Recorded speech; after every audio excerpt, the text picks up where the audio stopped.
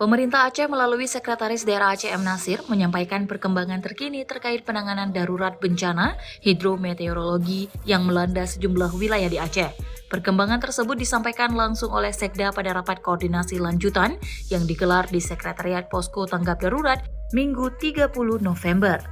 Berdasarkan data resmi yang dihimpun hingga pukul 13 WIB hari ini, pemerintah Aceh mencatat jumlah masyarakat terdampak mencapai 441.842 jiwa.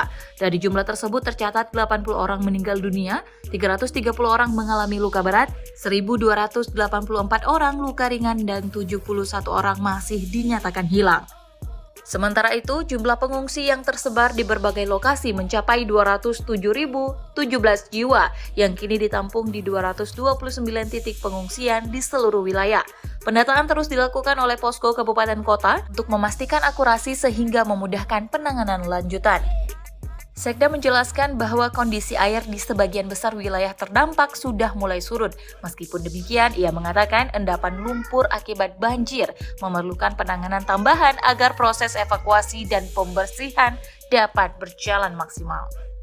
Terkait distribusi logistik, pemerintah Aceh mengkonfirmasi bahwa bantuan melalui jalur laut yang diberangkatkan sebelumnya telah mendarat di Pelabuhan Krungguku pada sore hari ini. Sementara itu, wilayah yang masih terisolir juga telah menerima bantuan melalui jalur udara, termasuk di Kabupaten Aceh Tengah dan Aceh Tamiang.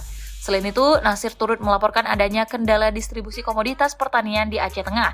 Ia menjelaskan bahwa 11.000 hektar lahan cabai yang telah memasuki masa panen belum dapat dibawa keluar akibat akses yang masih terbatas.